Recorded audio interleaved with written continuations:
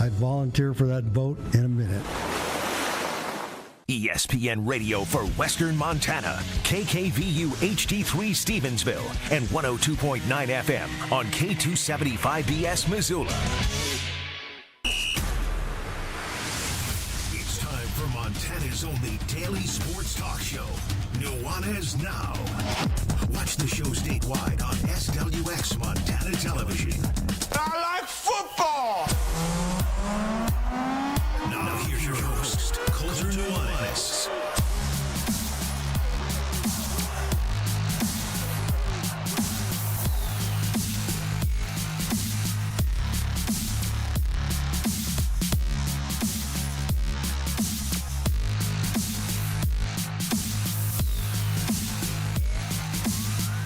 Well, how about that? I proclaimed yesterday I thought that going into Game 3, we had a chance for either the New York Knicks to take complete control of the NBA Finals or the San Antonio Spurs to have one of the great road wins of the 21st century in the NBA playoffs. And the latter happened. We're going to get to that, plus much, much more. Stanley Cup Game 4 coming up tonight. Very much looking forward to that one. Also have some big picture sports questions for both the local and statewide angles, as well as on the national scene as well. We're going to talk some World Cup today. And we also have our latest Treasure State Stars, highlighting some of the best individual performances in the state of Montana. That's all coming your way with myself, Coulter Nuanez, coming to you through the Grizzly Disposal Studio, as well as our great friend of the show, former co-host of the show, Ryan Tutel, joining us here in studio. What's up, buddy? How you living? I'm living great. And let me be, I don't know, I'm not the first, but one of, to offer sincere congratulations to you and the crew on being the Sportscasters of the Year in the state of Montana, the E.B. Craney Awards over the weekend, and taking home the top place hardware in the division, man. Congratulations. Well deserved. You, Hayden, and the rest of the group here at ESPN, really, really happy for you. Well, thanks, man. Yeah, it's, I'd like to say it takes a lot of hard work, but all this takes a lot of hard work, so it's just sort of part of the entire landscape of it. We were certainly happy to reclaim top honors and thrilled, over the moon for the Trail to get Station of the Year. Yes. Trail 103.3 has been an institution of Montana and of Missoula particularly for 20. We celebrated our 20th anniversary last year, so going on into the third decade, and they do it, in my estimation, as good as anybody in local radio in the United States of America does. No question. So definitely happy for them to get their flowers over the weekend. It was cool seeing those folks celebrate. Absolutely. Father's Day coming around the corner here, just a couple weeks.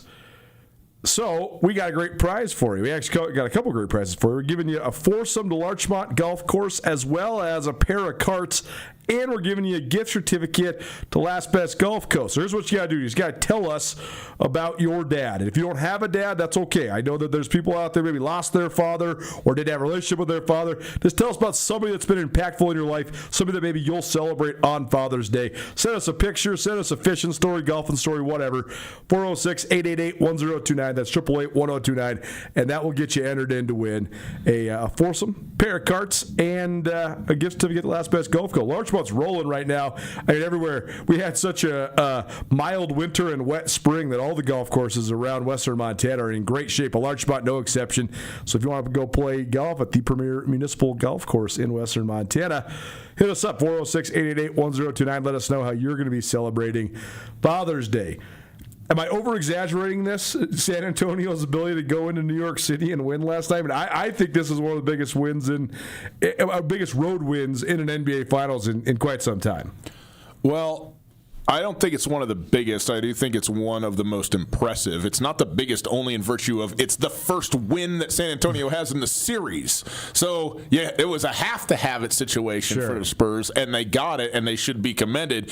I mean, to walk into that cauldron, hold it together, take an early lead, and I thought that the atmosphere in MSG last night was going to be unlike anything I'd ever seen before. It was rip-roaring, but it wasn't singular. It was unbelievable, but it didn't get to that next level. And I think that's courtesy of the Spurs. No question. Part of it was because the Spurs took a 12-point lead in the first quarter, and then they sort of just sustained it. The New York Knicks had that one run right before and into the half, took the lead at halftime. Then the Spurs came storming back right out of the half, and then they basically controlled the game. I actually thought too. I think almost everybody thought this was going to be the craziest. I mean, this is the first NBA Finals game in almost 30 years in New York City. The tickets are going for $8,000+ all the way up to who knows what courtside is, probably six figures to sit courtside. But I thought that actually might have stood in the way of the Knicks because there was so much pressure, so much momentum. It was also a really interesting crowd. That's the thing is at those prices, who's in there? Right. And a lot of people that are going to their first or their third game of the year, not the dude that's gone to all 41 home games, you know? Yeah, I mean, it was probably crazier in Central Park than it was inside the barn, crazy as it was. I was going to ask you this. If money wasn't an object, or if you had enough money that an $8,000 ticket was, even if it's expensive, it's affordable, you could do that. Would you rather go and have a decent seat, $8,000 at Madison Square Garden for that game last night or Game 4, or would you rather go down around the arena and go find a bar and watch it with some New York faithful? Yeah, it's a good question. I told my wife last night, I said, Tina, I love you more than anything in the world. I said, I love our children more than anything in the world. But if you weren't in my life, I would be in Manhattan, New York City right now. Absolutely guarantee you, promise you I would be. And put it on the Amex, pay it off later. It's a very good question. Would you rather actually be in? I'd rather be in the arena than just for. I've seen, I don't know, a handful of NBA basketball games live and in person. But certainly being a Montanan and all that is not something that I've grown up doing. And any time you get to go to a professional sporting event, even at this point in my life where I've been fortunate enough to go to quite a few, it's an event, and especially basketball. Right. I would want to be there just to see the players playing with my own eyes, just because it's such a different experience in that form. But from a surroundings standpoint, just dudes on your shoulders, beers being spilled, screams, the whole thing that you would get in any of the establishments or in the streets or wherever you're. I mean, everybody in the city's watching this game. You're seeing sheets up in neighborhoods with projector screens and people in lawn chairs just coming out. I mean, this is what it is in New York right now, and I think it's amazing. I mean, it's amazing. The communal aspect of what, specifically the Knicks. Really, there's not another team in New York that can do this because all the other sports do have split allegiance, but the Brooklyn Nets are a 0 out of 10 on the It's a Knicks town, man. That's it. And so to have them, especially with the drought, 53 years since they've won one, the 90s since they've even been in a finals, the city of New York is in a whole nother realm. And I do think, actually, the distance in time from the last time that the Knicks were in an NBA Finals and obviously having won a championship is part of what went into the atmosphere last night, where it was such a buzz, but there's a certain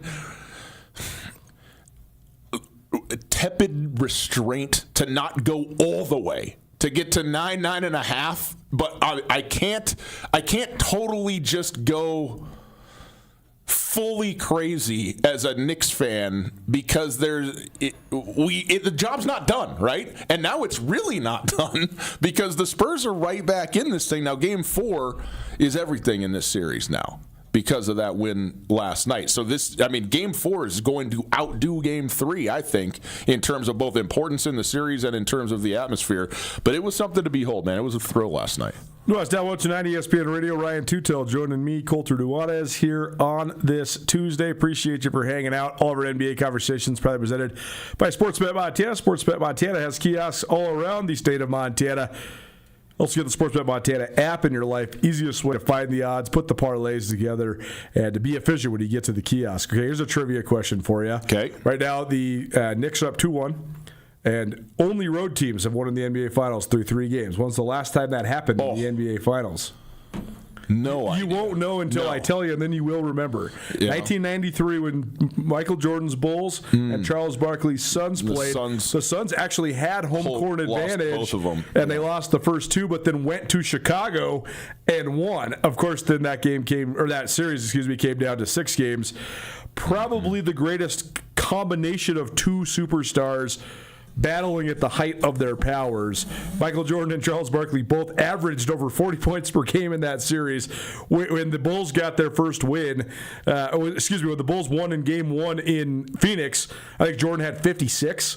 When the Suns won in Game 3 in Chicago, I think Barkley had 52. So both those guys were about as good as it gets at that exact moment. And when Wemby won in New York City, he had 35 and 5. Yeah, Wemby was pretty good. Was great last night, and certainly at least began the process of vanquishing the nuisance that Karl Anthony Towns has been. I asked you that last night.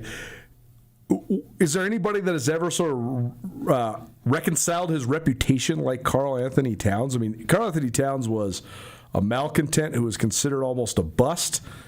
When he was traded from Minnesota to New York, most people thought Minnesota won just by getting rid of him, let alone like the guys they got back, which was also a nice haul with Julius Randle and Dante DiVincenzo, etc.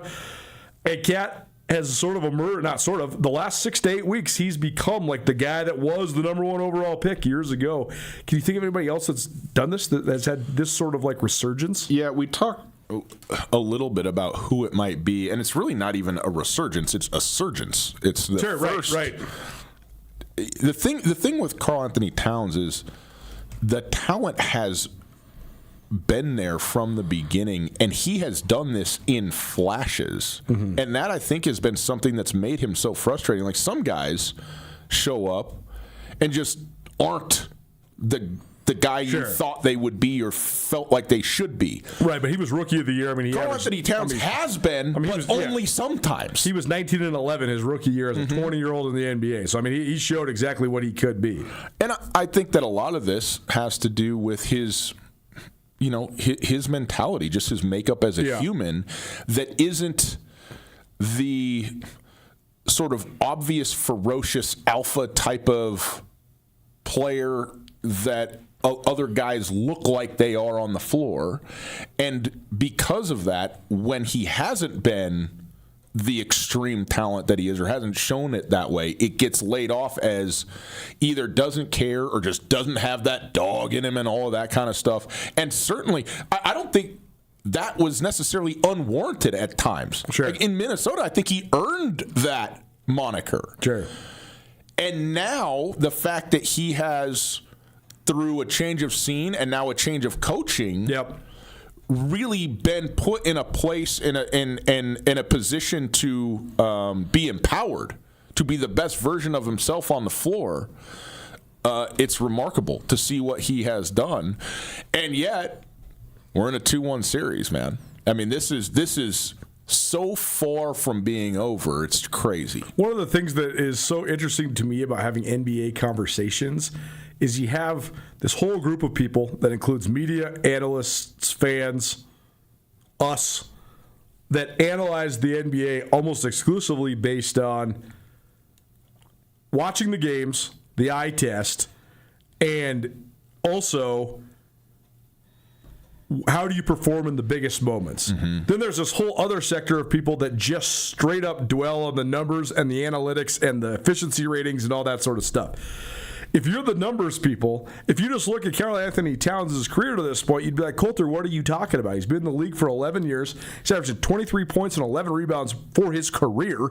I mean, he's been as high as 26.5 and 12.4. I mean, this is like Kevin Garnett type numbers. Mm-hmm. But that's not what I meant by the fact that he was sort of this outcast. It's the same thing as you'd say with James Harden. He's got multiple MVPs, he's got multiple scoring titles. His most memorable moments are when he's completely faded in the playoffs.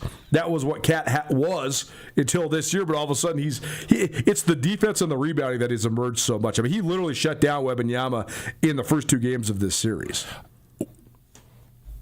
it's not a perfect analog, but I think there's a certain comp going on right now in the NFL of what I think people saw and viewed Karl Anthony Towns in the last year or two in Minnesota and maybe his first year in New York, and that's A.J. Brown.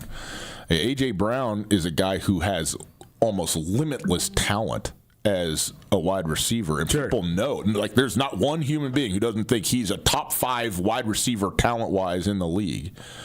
But reading books on the sidelines, at times a little bit of an enigma, but also super personable and thoughtful. Sure. And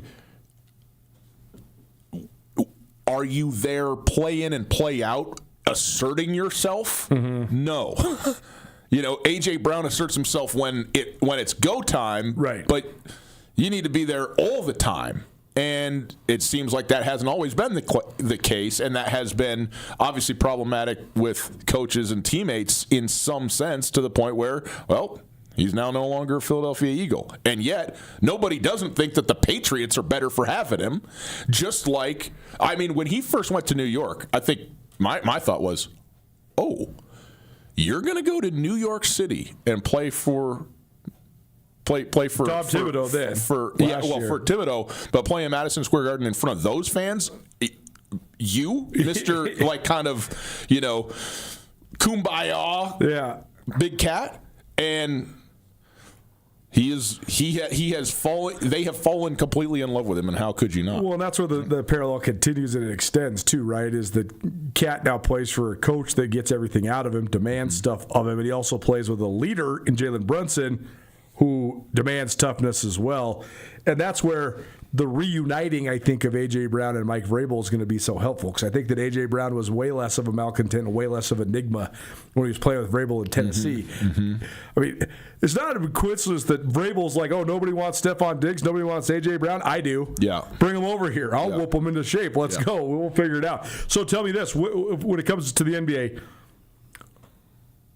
what did last night's game do to impact the arc of the series? Are the Spurs back on even ground yet?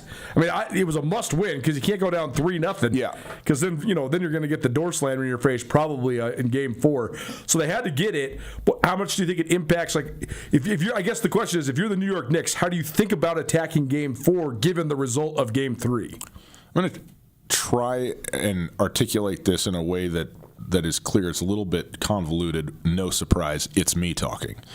But when you talk about what that win last night does for the arc of this series, what it does is it sets up a situation in which Game 4 becomes the game that creates the biggest percentage swing of any single game in this series in terms of likelihood to finals champion as a result of the game.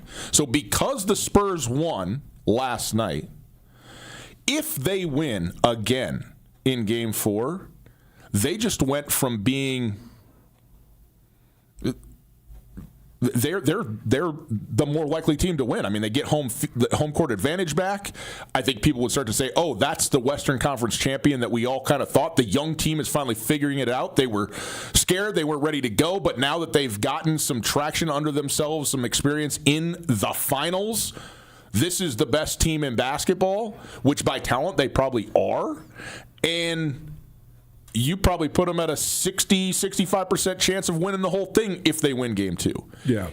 If they lose and go down 3-1, 5% chance that they're able to. I mean, they're going to have to win 3 straight, right? And granted, 2 of those would be in San Antonio, but the likelihood that you're going to roll off 3 in a row against a team that's 13-1 in their last 14 and would be then 14-1 in their last 15, really, really unlikely. So had San Antonio lost last night, tomorrow night would simply be, is it going to be the coronation or not? That's it. But the result of the series would be in no doubt whatsoever. But with that win, that makes this a completely different dynamic, a completely different series, and it genuinely makes the winner of Game 4 far and away the leader in the clubhouse. I mean, if the Knicks win it, it's doggone certain. 85% of teams in the NBA Finals that have gone up 2-0 have won that series. The 15% of the time when that hasn't occurred, there's been some sort of like seismic shift where something changes or a matchup changes or somebody gets hurt or somebody owns somebody else so much it creates a psychological advantage.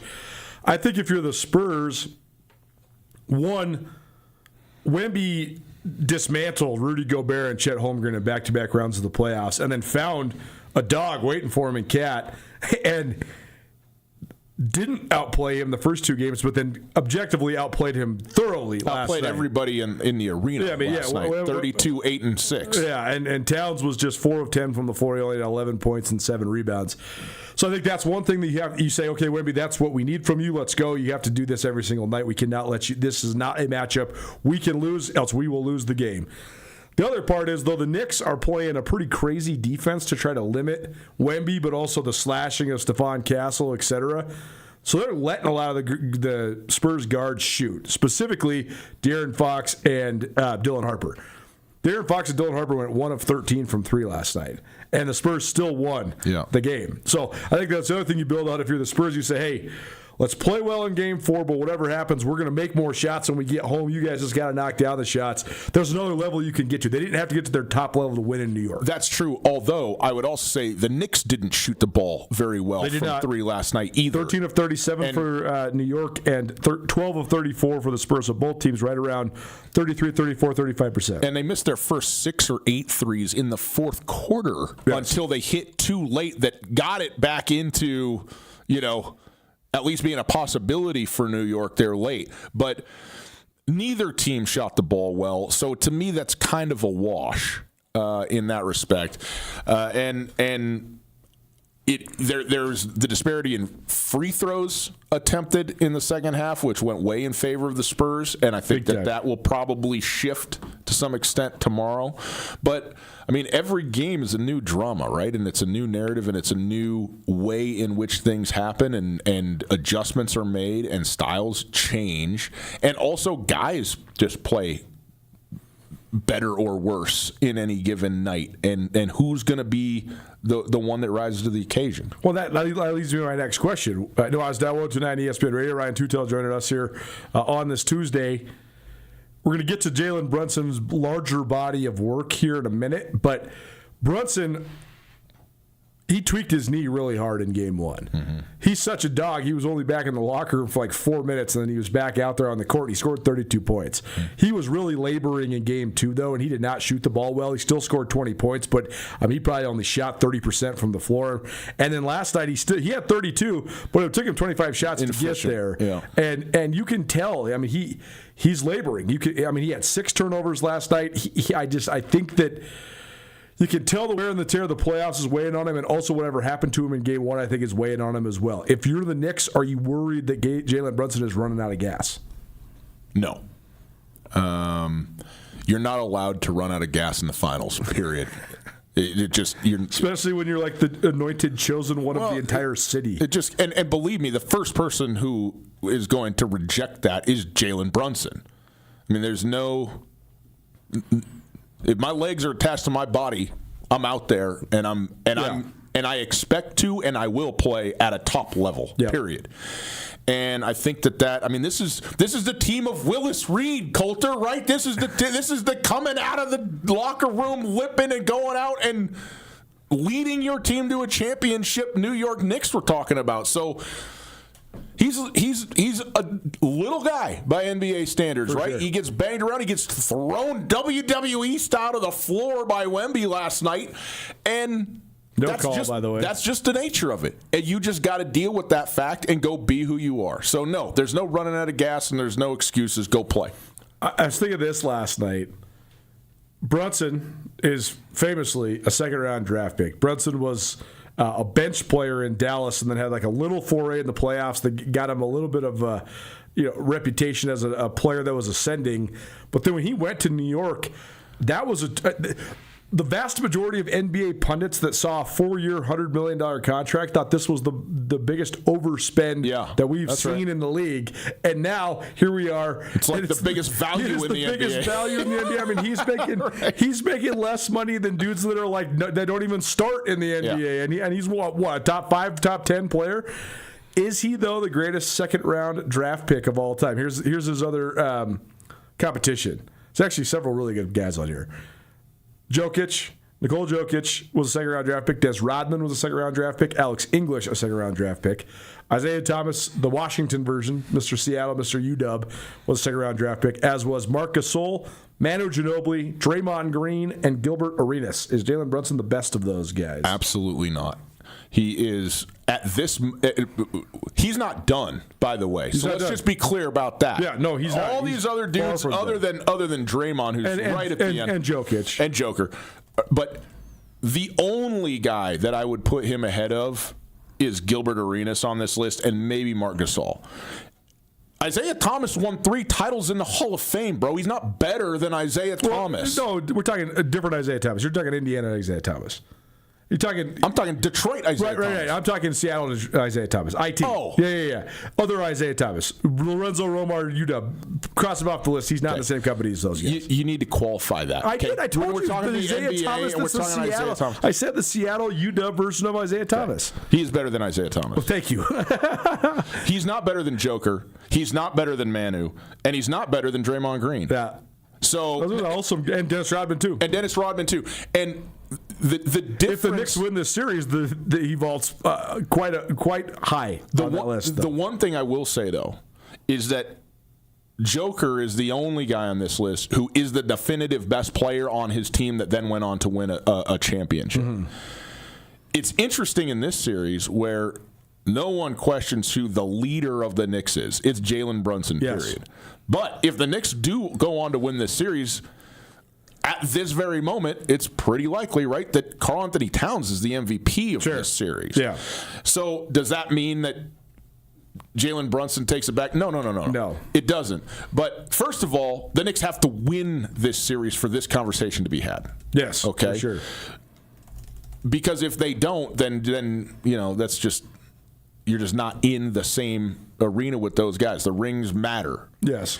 But Joker is probably the greatest second-round draft pick in the history of basketball, right? I mean, he's a top 20 player of all time, so I think he definitely is. But Manu and Draymond. I mean, Draymond's never been the best player on his team, but he has also been a piece where if he wasn't there, he's an X factor. Are the Warriors winning championships? Yeah, he's a catalyst. He unlocks everything. That could be an entire other radio segment. Is who deserves more credit for the Warriors, the Splash Brothers or Draymond or the symbiotic relationship they had all those years and Steve Kerr as the coach, et cetera, et cetera. The interesting one though is Rodman. Like Rodman, certainly. Yeah. I mean, Brunson's not done. So when his career is over, you can't say. But I mean, was it 5 championships for Dennis Rodman? 3 in Chicago and 2 in Detroit. Yeah. And maybe 1 in San Antonio. Didn't get 1 in San Antonio, but he played on a lot of good Spurs teams. But I mean, obviously the rebounding and the enigma and the whole. It's the worm, antagonistic attitude, all of it. So sometimes it's hard to separate the level of fame that somebody has from how good of a basketball player were you. But Dennis Rodman's a phenomenal basketball player. But back to your point, Jalen Brunson's unquestionably the best player on the New York Knicks. He's their captain. He's their leader. He's their heart and soul. He's the number one most branded New York guy. All of it. There's only been 80 championships that have been won in the NBA, and there's only been I think only like 20 of the 32 NBA franchises have won championships. Right. Because I mean, of the 80 NBA championships, the Lakers and the Celtics have half of them. So what I'm getting at is there's only about 50 guys in the history of basketball that have been able to proclaim that they are the best player on the best team in that given year. That's right. Brunson gets into some pretty rare company if the Knicks win.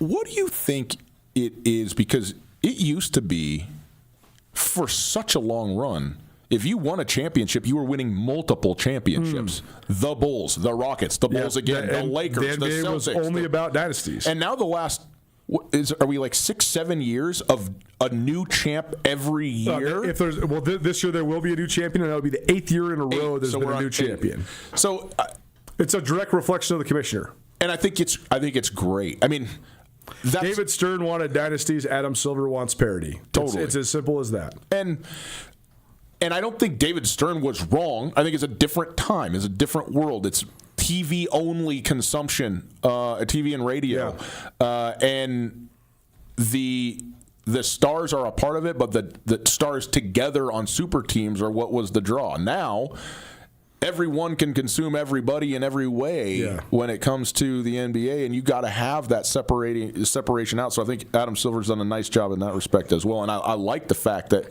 we do have that parity, but it also is why a third of the teams in the league have never sniffed a championship. Totally. Because 7 teams won championships for 40 years. Yeah, that's right. Or whatever. I mean, think about this. From Magic Johnson and Larry Bird entering the NBA in 1980 until this new last 7 years, like basically the pre-bubble year when the Raptors won it, into the bubble year, into then the post-pandemic era.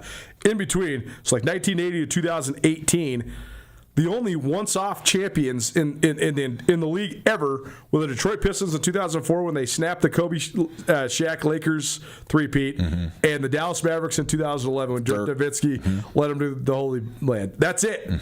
Everybody else is a dynasty, or a mini dynasty, or a burgeoning dynasty. Yeah. Or like 4 out of 5 or 4 out of 6 of the Warriors, whatever they did. Right, or the Spurs, 5 and 13 years, but they still had the body of work. The Warriors, I think 4 out of 6, but also 5 out of 8. What they got to, just dynasty after dynasty. The Lakers, multiple times over. The Celtics, multiple times over. The Bulls, multiple times over. So, just fascinating. What do you think's going to happen tomorrow? I actually have no idea. I don't either, and it makes me so happy. Yeah, it's true. Where I'm going into this game saying, there's almost nothing that would surprise me in terms of how this game will play out, and it's exciting. And that's one thing. You mentioned that stat. Teams are up 2-0 in the finals, won 8%. Of course they have. Because very often the finals are actually not a fair fight. Very often the conference finals are a much better matchup than what you end up with in the actual NBA championship.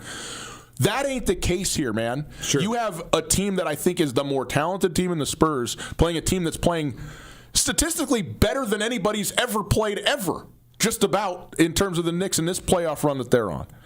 And it's such different styles and teams that we haven't seen before playing each other. Yes. And the matchups and how those are working out. And I think we're starting to get a picture 3 games in.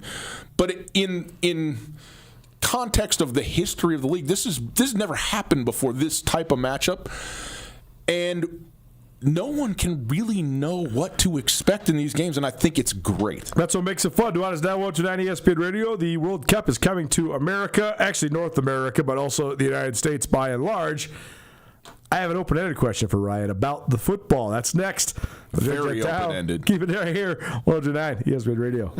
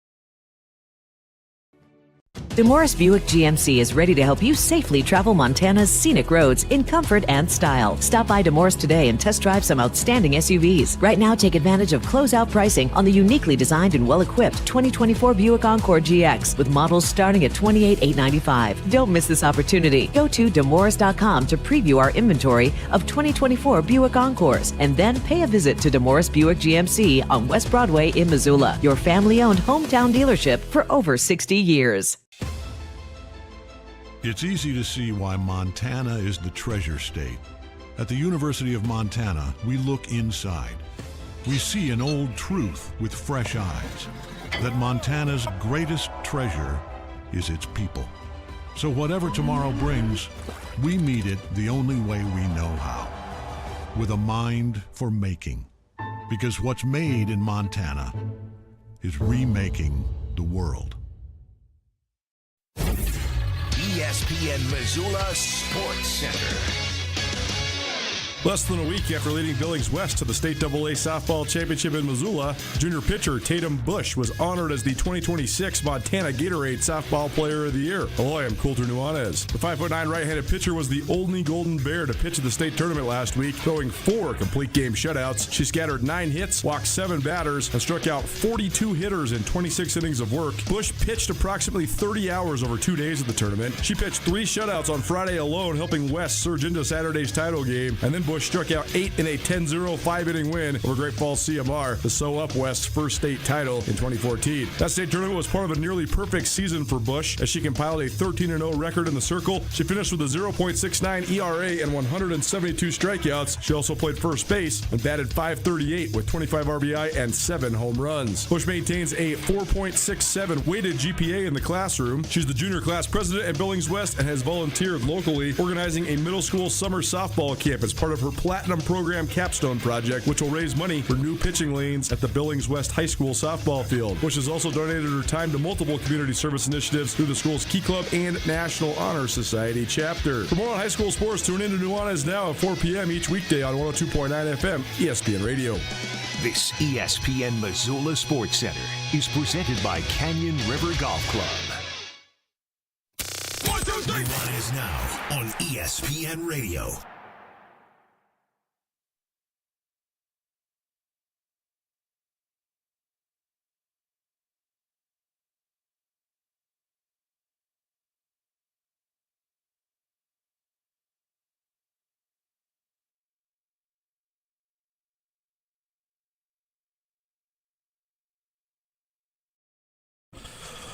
Welcome back. 102.9 ESPN Radio, SWX Montana Television, and the ESPN MT app. Coulter Nuanez coming to you through the Grizzly Disposal Studio here at the Missoula Broadcast Company. Grizzly Disposal, locally owned, veteran-owned, the only Bears that should be in your garbage. The World Cup gets started here in 2 days with the group stage. This will be a quite an event in North America. There's all sorts of different tournament sites, including several in the United States. There's one in Seattle with matches coming up next Friday. If I didn't have some other obligations, I was actually considering maybe trying to go, but then you see ticket prices and then you think maybe a little bit different. But either way, Ryan Tutel in studio with us here on Nuanez Now. Before I get to my open-ended question, what do you make of this global event coming to the United States? Well, I hate soccer, you know, just like most everybody listening. I mean, come on, what are we talking about here?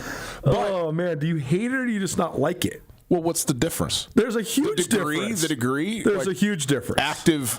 There's a huge active antipathy versus there's a just huge sort of difference. Yeah, I don't hate it, and I'll say, you know, I say that to say I really like the World Cup. And okay. I get into it. I like watching the games, not just the U.S., but all the games. Not all the games, but, you know, the tournament stage and all of that kind of stuff. So it's all good. And it's obviously a very cool thing. I mean, it's spread out from, Toronto to Mexico City. So, I mean, we've got a pretty good geographical region we're cowering in this one. Here's your tournament venues. Dallas, Texas, Arlington Stadium. That's Cowboys Stadium, AT&T. Arlington, Texas, Dallas Cowboys Stadium, AT&T Stadium.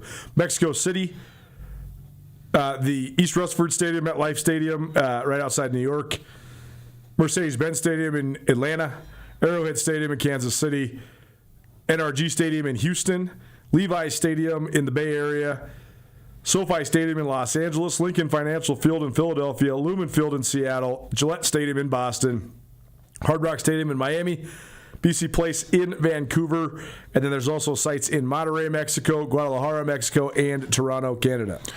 My sister, Kelsey, lives in South Africa. I think she's sitting in her closet listening to our podcast right now. Probably. Yeah. Tell her we're back on. We're back on. She and her husband and their, count them, 6 children are flying to the U.S. into Seattle in about a week. Wow. I believe this is right. The day they land, there is a United States men's World Cup soccer game in Seattle, a Mariners game at home against the Boston Red Sox, and then her flying in. So if you're wondering, it's going to be miserable traffic, most of which will be my family. Just a train of humans, not even here for the games, coming into town. So it's going to be wild at all these sites. And man, I think it's, again, there's stuff that I'm not into, say musically, right? Certain genres of stuff. Yeah. But if you gave me a ticket to go see Billy Joel, baby, I'm going. I'm going to belt every song that I know, and every one that I don't, I'm still going to belt it. You know? And so I think getting on board with this stuff first of all, when it's the World Cup anyways, which is, I mean, it's probably the biggest single sporting event on earth. Maybe, the Olympics would be in range there, but soccer is the global game, right? It really is. And so that sort of corporate global level, and then to have it hosted in the U.S. where the sites and the places and the people that are going to be there is really, really cool. And I am very excited for it. I will be more excited for it when the NBA and NHL seasons have finished what they're up to. Because we need some more drugs. And then, that's right. We need another hit. And then we can get into the soccer stuff. Yeah, I was thinking about this because America is at the same time sports obsessed and not soccer obsessed. I just don't feel nearly the buzz for this coming to America as almost any other quote-unquote global sporting event. Totally agree with you. And one of my buddies wants to go to Seattle, but the tickets are over $1,000.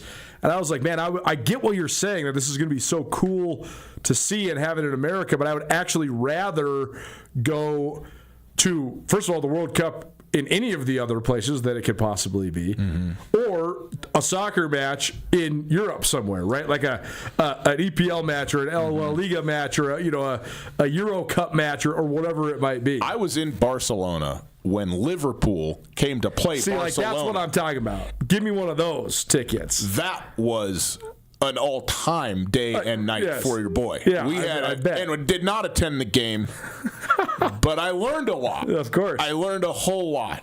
And it was as fun as it could possibly be. Seattle Group D is in Seattle. Group C and Group D have little forays in Seattle. But on June 19th, that's next Friday, United States will take on Australia at 1 p.m. And then you have Turkey versus Paraguay at 9 p.m. Okay, but wait, what's your open-ended question? Or did we already Here's my open-ended question. Okay. I'm going to ask you, or we'll take a break and we'll come back. Oh, geez, okay.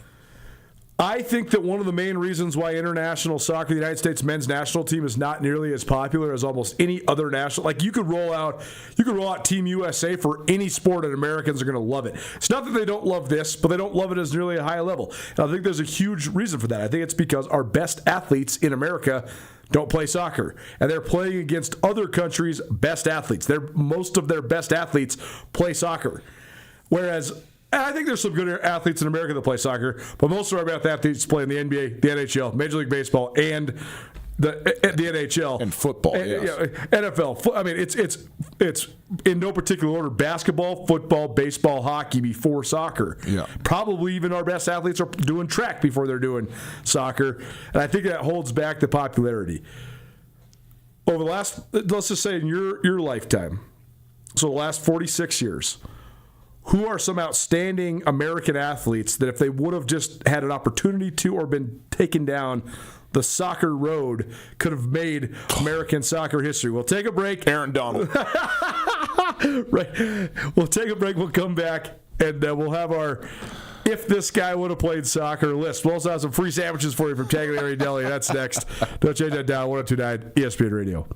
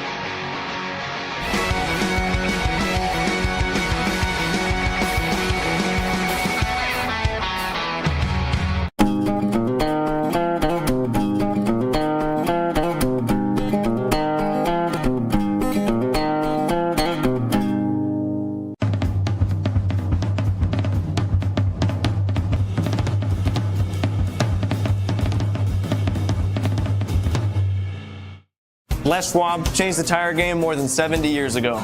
Today, we should get more from less. Like more hustle, less hassle. More of the best service around, less of the runaround. Because we include America's best tire warranty in every tire we sell. So you get more unbeatable warranty, less charging you extra. It's why we're more than proud to say, you get more from less.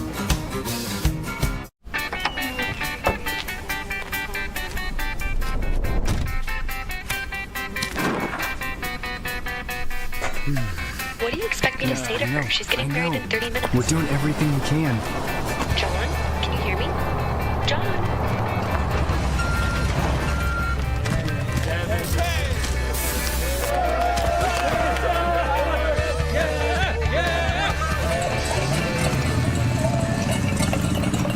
Mountain Town Vacation Rental Management, your local partner for vacation rental success. We provide a fully customized hosting experience tailored to your needs and goals. Your home is listed on every major site, helping you maximize visibility and bookings. And our local team is available 24/7 to handle guest needs and booking inquiries. Let us take the stress out of managing your vacation home. Contact us today at mountaintownvrm.com or give us a call at 406-369-3080.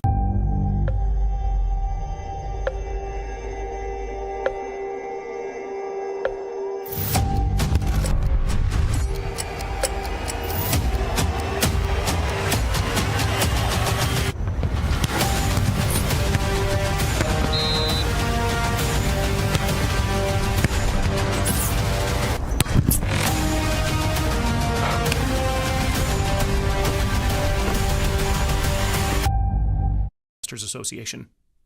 It's Nuanez Now on 102.9 ESPN Missoula. Watch the show statewide on SWX Montana Television.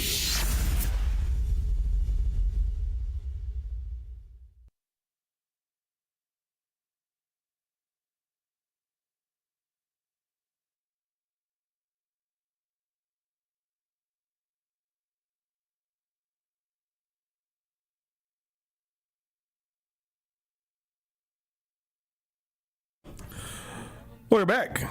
102.9 ESPN Radio, SWX Montana Television, and the ESPN MT app coming to you through the Grizzly Disposal Studio here at the Missoula Broadcasting Company. Colter Nuanez, Ryan Tutel. It's Tuesday, means it's Tag Tuesday.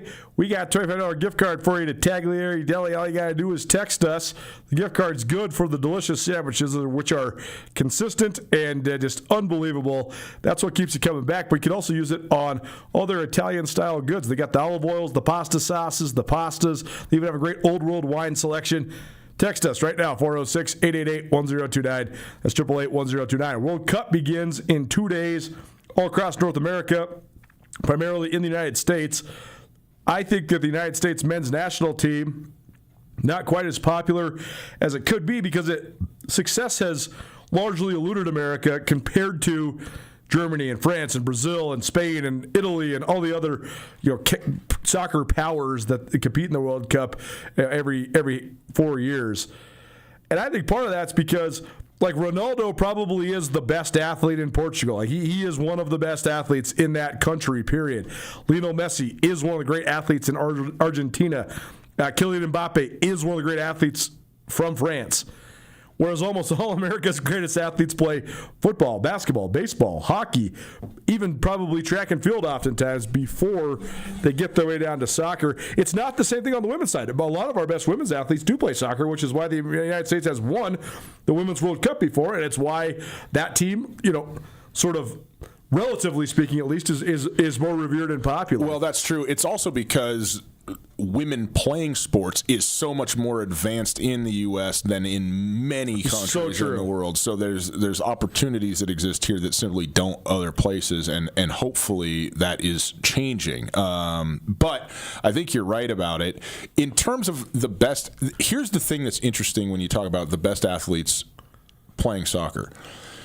The skill set that these soccer players have, not to be a complete knob about this, but with their feet, what they do right is absolutely insane. I mean, it's magical. Yes.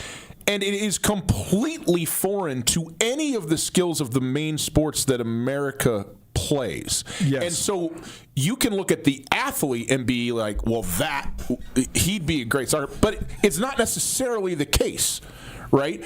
But obviously you can't just go back and see, well, how can you actually handle a soccer ball on the pitch or whatever. No. But you came up with by far the best name as I've reflected. And I've got a couple others that I'll give you. But you said Kyler Murray. And that short stutter step, the thing that's a million steps a minute. Yeah. 100%. If Kyler Murray had just been a soccer player, he'd be a U.S. men's national team captain, man. Like, you just got to think with his speed, quickness, change the direction, and the choppy stuff that he does with his feet. The other almost like position that I think, well, you got to think running back in football and cornerback. Cornerback and the ability to change direction and run backwards. But those would be good. And I also think middle infield in Major League Baseball, sure. the quick twitch stuff, the ability to change direction. So I know he's in the outfield now, but like a Mookie Betts, I would think would be a really good type of translation when you talk about athletes to soccer in the U.S. And that's the other thing is I think that a lot of times, especially in football, there's such a tangible obsession with measurable speed, and that's been something that's changed recruiting at the high school level in the state of Montana so much, because now, you might be a kid from Manhattan, Montana, Class B or whatever, but you run a 900 meters, schools all across the country, they can see that, and they know exactly how fast you are. Your time is your time. But how about Michael Wortham? Can you imagine his, his skill set and his change of direction? Wortham's a great example of what I'm getting at, but Wortham would be a very average to even below average size for soccer. That's where I think that... What? I mean, he's 5'8". Soccer players are small. Well, that's what I'm saying. He's an average size soccer player. He's average to slightly below average. But what does that even matter other than this is why it matters, though, because I think if you actually had a team of Americans who had prototypical either football DB size or point guard, NBA point guard size, those guys could have equitable, if not superior, speed to their opponents, and they would be so much bigger, stronger, and faster. Okay, but here, let me give you an example, okay? Now, I know he's not American, okay, but Shea Gilgeous-Alexander. He's 6'5", 6'6". I don't think he's going to be a phenomenal soccer player. He's too long. You're right. Even though he's small for an NBA player. Guys I'm thinking of that would be big for soccer, but that are considered small in the NBA, that I think could be tremendous soccer players. I got 3 names for you. Russell Westbrook, because his downhill speed is so crazy. You put him on the outside, I don't even know if he has to have that sophisticated of skills. He has the most unbelievable physical endurance we've ever seen in the NBA. And his downhill speed is crazy. And, again, he's quote-unquote small in the NBA. I mean, he's 6'3", 210 pounds. He's huge for a soccer guy. Yeah. Number 2, Allen Iverson. I was going to put the answer on that list. Then the third guy, he might be slightly too big, but I think also his explosiveness and also physical endurance, Dwayne Wade.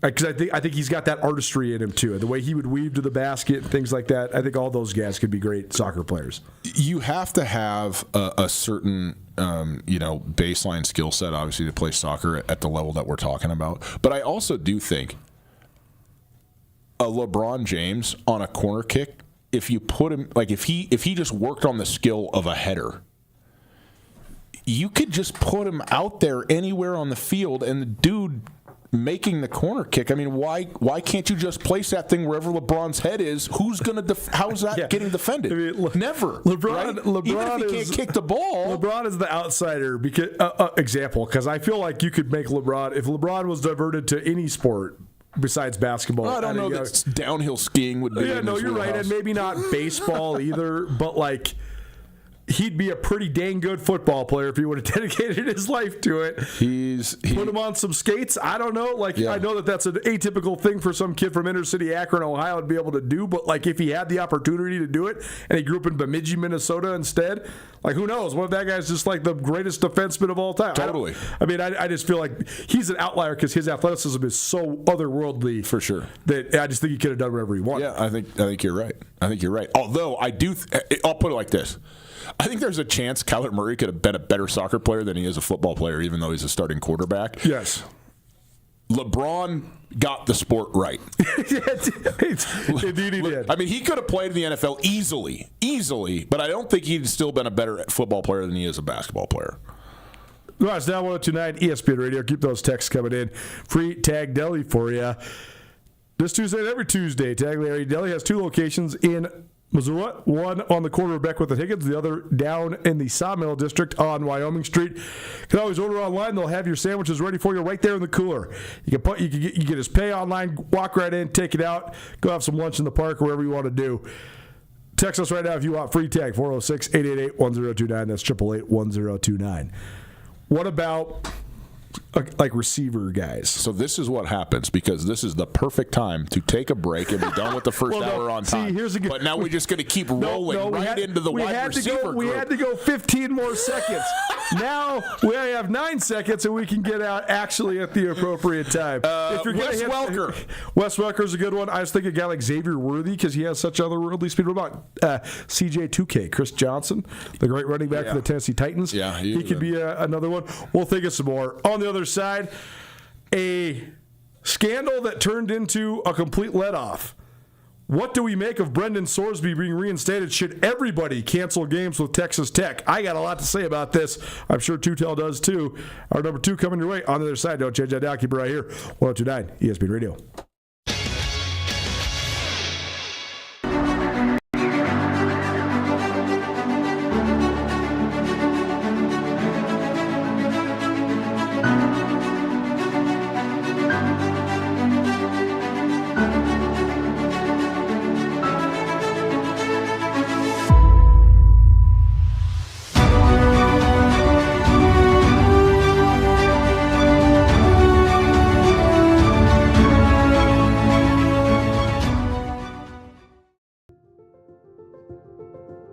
Life can change in an instant. If you've been hurt in an accident, suffered from medical negligence, or are facing criminal charges, you don't have to face it alone. At Ryan Miller & Coburn, we're here to listen and fight for you. We're your neighbors, traveling across Montana to stand by your side as your link to justice. Real people, real help, right here in Montana. Ryan Miller & Coburn, your Montana attorneys.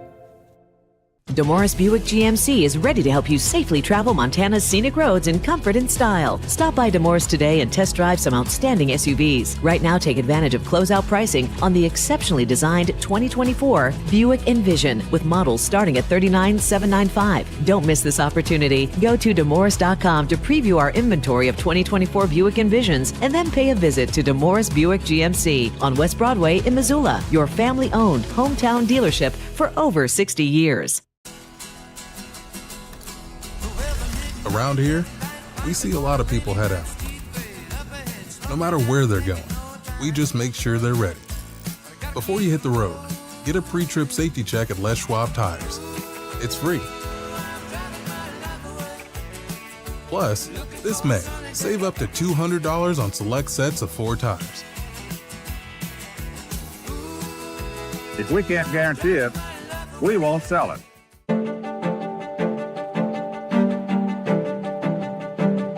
Life's about the journey, not the destination, right? Why can't it be about both?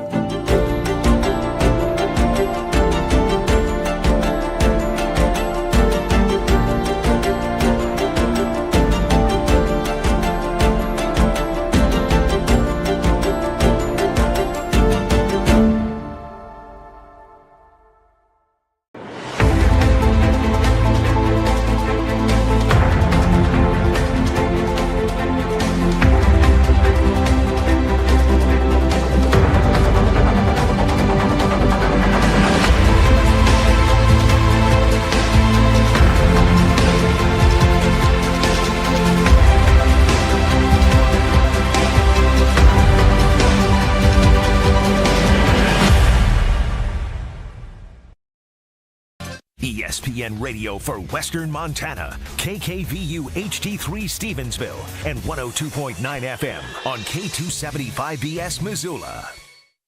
ESPN Missoula Sports Center.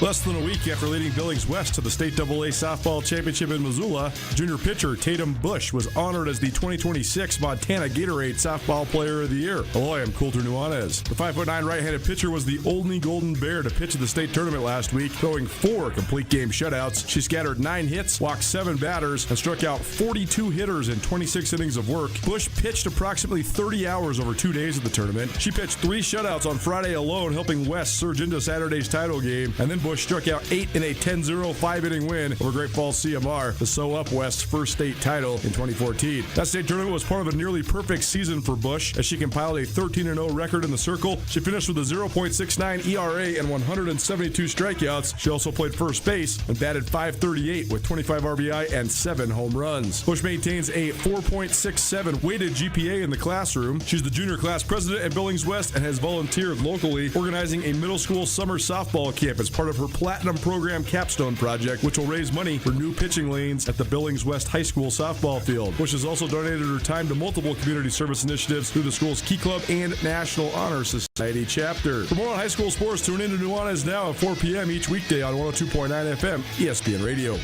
This ESPN Missoula Sports Center is presented by Canyon River Golf Club.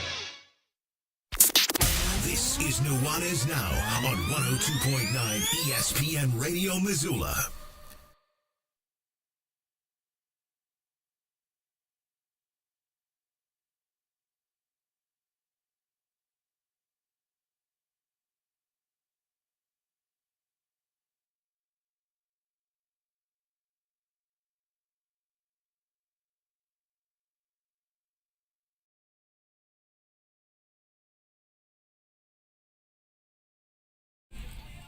How many times do you think that you and your brother combined have watched the video of that song be performed live in Armenia? Combined. 4 digits for sure. 1,000? Yeah. It's a grand. It's a pretty good video. It's the greatest video. For those that haven't kept track, System But Down from Armenia, they did this live show. What city was it in? Do you remember? The capital, which I don't know. Regardless, this is happening during a storm, and like right when they hit the most climactic part of Ariel's, lightning like flashes across the sky. It's quite a part of the show, people. Actual lightning. The exact moment. It's pretty wild. It's a pretty cool video. It's one might say electric. One is now 102.9 ESPN Radio. Appreciate you for hanging. If you missed anything in the first hour of the show, you can find it on the Nuanez Now podcast, which is available on all your various podcast hosting platforms. Please rate, review, subscribe. And if you'd like to be a part of the show and you'd like to enter into our Father's Day contest, please text us 406-888-1029. For our Father's Day giveaway, we have a foursome to Larchmont Golf Course with a pair of carts, plus a gift certificate to the Last Best Golf Co. Just tell us about your dad, 406-888-1029. As always, we are broadcasting to you through the Grizzly Disposal Studio here at the Missoula Broadcasting Company. Grizzly Disposal has 1-bin construction roll-off boxes for your construction project. They can get them to you fast. If you want to find out more, visit grizzlydisposal.com. NuanezNow.com. Yesterday, the whatever district court it is, in and around Lubbock, Texas, basically let Brendan Sorsby, the Texas Tech quarterback, off the hook. He admitted to, in the court of law, sports gambling on tens of thousands of games and events, which in itself is objectively illegal, at least based on NCAA rules, which I'm not sure NCAA rules even exist anymore. They do not. He then also admitted to betting on his own team 40 times.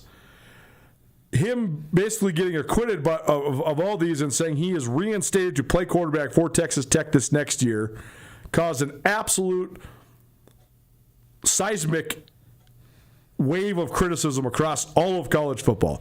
You had literally dozens of Division I and Power 5 athletic directors going on the record under their own name saying, this is egregious, this is ridiculous, we can't believe this is happening. We heard everything from doomsday scenarios to we got to cancel Texas Tech and not have them on our schedules. We got to basically boycott the Red Raiders next year. If there is a chance a guy that has gambled and might gamble again on his own team, that is among the most detrimental things that could happen to the integrity of the game. Your reaction to this entire calamity that's going on right now at Texas Tech?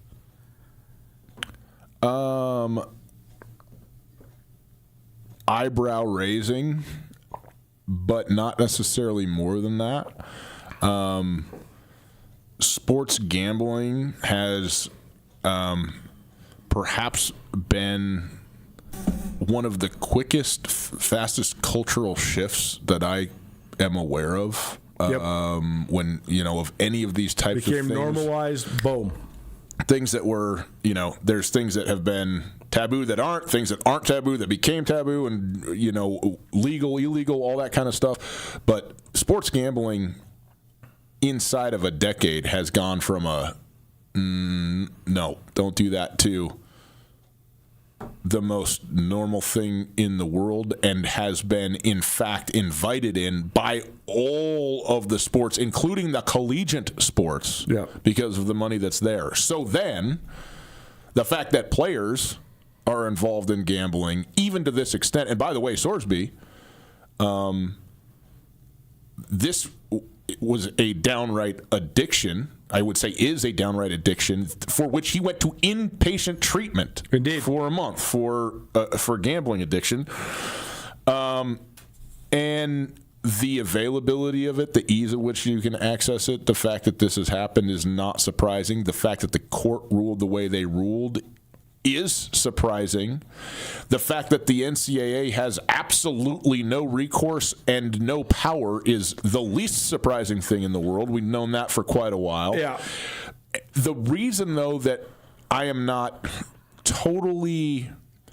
This is terrible right here. What the implications, both for this specifically and then the wider implications for college sports and sports in general, this is a horrific precedent to set. I am not losing sleep yet on this because I don't think this will in fact stand. I think that there will be appeals and higher courts and other rulings that will likely, I think, undo this ruling at the Texas state level, or the district level that they ruled at. So, because of that, I'm not to the hand-wringing phase of this. But the fact that we're even in this position is...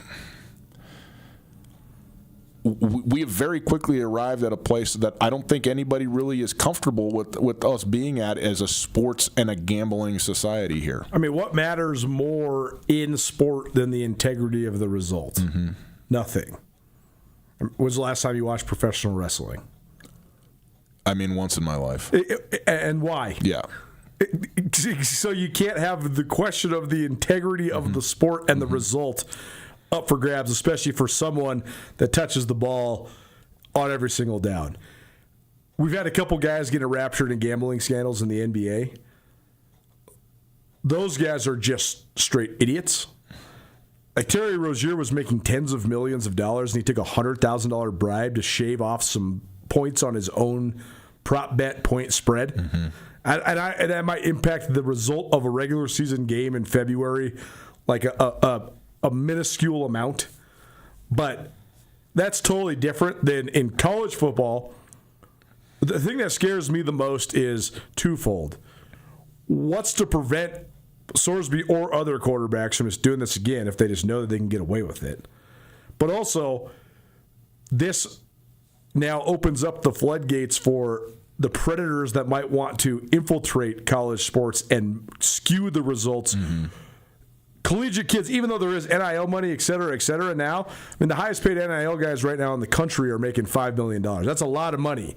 But $100,000 is a lot of money too, and if you're making $5 million, you can get. You know what I'm saying? Like Sorsby himself is probably making $500,000 in NIL money. So if you get offered a percentage of that amount of money, or however much money someone that is a bad actor wants to offer you, or if you think you can just make it on your own, exactly. And that's what I was explaining to Hayden behind the glass yesterday too. It's not just about winning and losing. It's about all the prop bets that are available. Like I'm somebody that is I sports gamble frequently. I think prop bets need to go away. Like individual numbers for players need to go away because I think those numbers can be influenced by the performance of the player, particularly at the collegiate level. This is the guy betting $200,000 on will there be a streaker at the Super Bowl who then goes to the Super Bowl, rips his clothes off, and goes running on the field to cash that ticket. Yeah. Like when Brendan Sorsby's over-under interception total for the game is 0.5, and Texas Tech's up 49-14, and whoops, Sorsby threw a little pick to the outside linebacker. Like that's such a slippery slope. I just think this is a terrible precedent to set because I just think it's a black hole to what it could open up. Yeah, I mean, I think that's true. It's interesting because I think that. If you go back to, say, Pete Rose, right, who's sort of the most famous seminal example of this. Pete Rose, Joe Jackson, those are the two. I don't think that anybody really thinks that the integrity of the games was compromised with Pete Rose. He broke the cardinal rule, such as it was at that time, but, again, constantly betting on himself and his team to come through, basically. And at that time, there's a lot of other implications where you can't just simply place bets. So if you're placing bets, you're placing them with probably unsavory characters. And what happens when you end up in a compromised situation with those guys? Yes. That's the world that was the case then. That is not entirely gone now, but it has largely been replaced by just sort of the internet-based version of this. But you're right. The absolute, steadfast, unassailable wall that existed between sports and then gambling on sports, I won't say it isn't there, but it is a much flimsier, smaller, more opaque barrier than it was just a few years ago. And part of that is because entities like the NCAA have been so poorly run for so very long that they have lost the capacity to actually oversee collegiate athletics in this way, where the things that they do matter. And also because of just the incredible speed with which the availability and the acceptance of sports betting has happened nationally. And that is a reflection of all of us, man. Before sports betting was legal, I was talking on the radio about the lines because I just do it all the time. Well, and it is an interesting point. Oh, it's a point of entry for conversation. No question. The competitive level of a game. It's been the funniest thing to listen to with the Ringer podcast series because Bill Simmons has had the Bill Simmons podcast for 22 years. Mm-hmm. He and Cousin Sal have had a Pick the Lions gambling podcast for 20 years. Yeah. And they used to always skirt around like, if by chance you could ever find a bookie to maybe possibly have a bet, here's what the line would be, and then they would make picks. Yeah. And now the entire Ringer podcast network is sponsored by FanDuel. Yeah, right. So like the way that their tone has changed has just been hilarious. Mm-hmm. And the thing is that the money is so significant. Yes. At every level. I mean, the money to the books, the advertising money from the books, the belief in the ability to win or whatever it might be from the gamblers themselves and so on. I don't think the toothpaste is going back in the tube. No, it's not. But it does need to be regulated in an enforceable way. Like regulation without enforcement is nothing. I mean, this is why my wife always says, like, I break the law. I'm like, well, they're not laws that I can be, held responsible for. So it doesn't matter. Those aren't real laws, man. And so that's the trouble with the impotency of the NCAA, and it needs to be, and again, what's the NCAA? It's a collection of all of the presidents, not all of them, but yes, the commissioner of the NCAA and other administrative workers are only NCAA people. Sure. But the rules makers and the enforcement division of the NCAA is the athletic directors and university presidents who have what? A dog in the hunt. Right? They're not dispassionate observers trying to do the best by their sport. They're trying to do the best by themselves and their schools and their conferences, etc. And as I always remind people, the NCAA is not, first and foremost, a governing body. It is not a rule-making institution nor a rule-enforcing institution. They have rules because they are a championship institution. They institute championships. The NCAA sponsors all of the NCAA championships that exist, except for guess which one? Football. The college football playoff. Therefore, this is something that has never been talked about because none of the national outlets want to report this because they don't want people to understand that there actually is no rules in college football now. Right. Because you don't have to abide by rules. If the college football playoff wants to have their own handbook of rules, they could form that, but they don't have it right now. Yeah. So NCAA rules like tampering and all these other things, they only apply if the NCAA wants to enforce them. They can't enforce the rules on the 100 teams that are competing for the college football playoff. And that's where this thing becomes such a mess. I mean, I almost fell over out of my chair laughing the other day. I was down 102.9 ESPN Radio because the NCAA levered tampering sanctions on the University of North Dakota last week. So, like, what are we even talking about? Yeah. I could, if I wanted to get us in a hot mess, I could name 50 guys that have played in the Big Sky Conference over the last 5 years that have gotten utterly tampered with by FBS programs, those being in their DMs on Twitter, talking to them directly after games when teams from the Big Sky have played FBS teams. Like, these guys get recruited all the time. Tampering is happening 365 days a year, and they decide they're going to lay the hammer down on North Dakota, oh, by the way, for a self-reported penalty. This is like back in the 90s when they used to, they say that USC and Notre Dame would commit the crimes, and then Toledo would get the bans, right? Like that. That's this is just par for the course. The thing that's frustrating is a guy like myself. It just highlights how bad I was because I've never been tampered with, and I would have loved. It's like, somebody come tamper with me. See if you could get me out of my walk-on status here. Okay, last question about Brendan Sorsby and Texas Tech. Yeah. A lot of teams are up in arms about this so much that they're saying we should boycott Texas Tech because it influences not even just the integrity, but the perception of the integrity of the results of our games. What do you think of that? Should teams cancel Texas Tech? Well, I think it's a very strong take.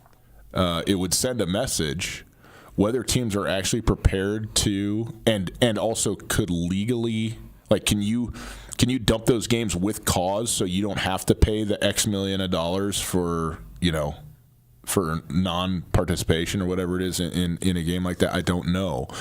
But I think that it would be a message sent. Would it affect change, though, is the question. And that's a question I don't have an answer to. Here is a memo that went out to the Georgia Athletic Department yesterday. This is reported on by Ross Dellinger of CBS Sports. Coaches and staff, based on recent developments, Georgia Athletics will not schedule further contests against Texas Tech until further notice. Please review your sport's current schedule and future scheduling plans. If you have any contests currently scheduled against Texas Tech or are actively engaged in scheduling discussions with Texas Tech. Please notify your sports administrator as soon as possible so we can evaluate this situation and determine the next steps.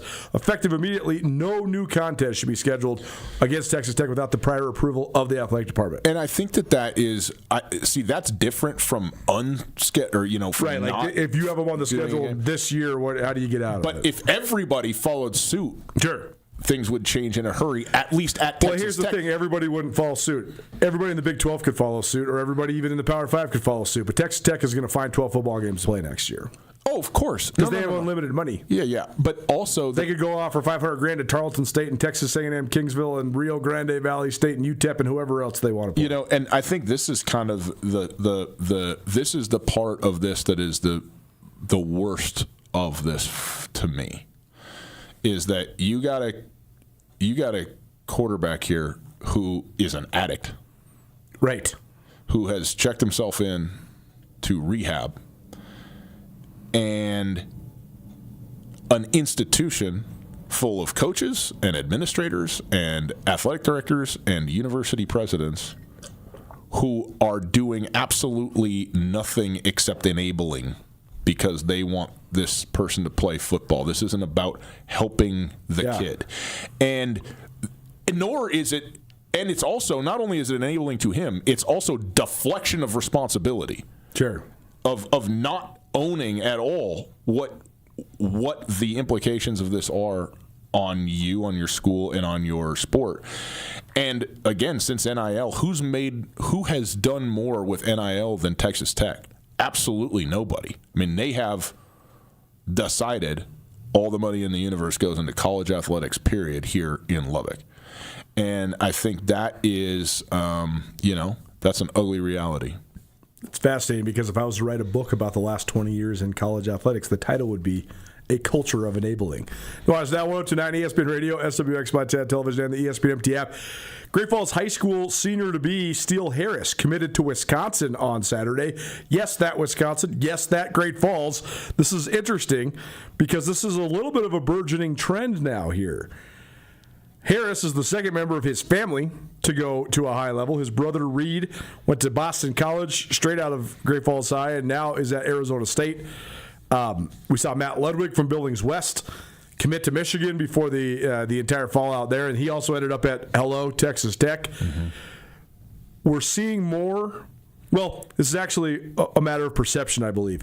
We're seeing a resurgence of athletes from Montana getting recruited out of state. This is actually not a new phenomenon. It's the revival of an old phenomenon. As somebody that's been on the board for the Montana Pro Football Hall of Fame for the 10 years that we've existed, I've learned so much about the history of a lot of this. There was actually like a fairly prevalent number of athletes out of the state of Montana that would go to the FBS ranks, specifically in football, for most of the first 75 to 80 years of the 20th century. Mm-hmm. Then it sort of fell off in the 90s and the 2000s, and I think that's twofold. I think that's part of because of the acceleration in recruiting. That's part of because who had ties to Montana that were at the highest level. Guys like Dennis Erickson and Jim Sweeney, they were no longer college coaches by the time that rolled around, or maybe were on their last legs of their college coaching careers. Recruiting's become more sophisticated. I also think the fact that specifically Montana, but then also now the last 20 years Montana State have been so good, it's also been sort of maybe not as cost-benefit. The cost-benefit analysis doesn't work as well for schools to come in here because even if it is an FBS, a lot of times a kid is leading Cats or Grizz before they're leading FBS. That said, there has been more lately of guys from in-state getting recruited at the top level of football, and we've also seen this a little bit in girls basketball as well. We've seen so many great Montana girls that have gone on to play for the Lady Grizz and Montana State. And now there's been some lately that have gone out of state. Paige Loafing went to Gonzaga. She's on her way back to the Lady Grizz, but she still left for a little while. Spencer Laird at Loyola. She's only going to be a junior, or maybe she's going to be a senior this next year. She was a junior this year. But either way, she's going to Stanford. So what do you make of just sort of this burgeoning resurgence of a trend? How much do you think it affects just the landscape of both high school and college sports in the state of Montana? I think it affects it quite a bit, and I do think that this is sort of evidence of the shrinking nature of the world, and I say that regarding specifically the internet, right? And the exposure that's two-direction exposure. It is the exposure of the athletes to people and places that they wouldn't have been able ordinarily to get in front of. And it's the exposure of those places to the kids from Montana who, yeah, sure, I know about Nebraska or the University of Michigan or Texas Tech or whatever it might be, but to have a much fuller, more thoroughgoing understanding without ever having visited a place, you can go find out.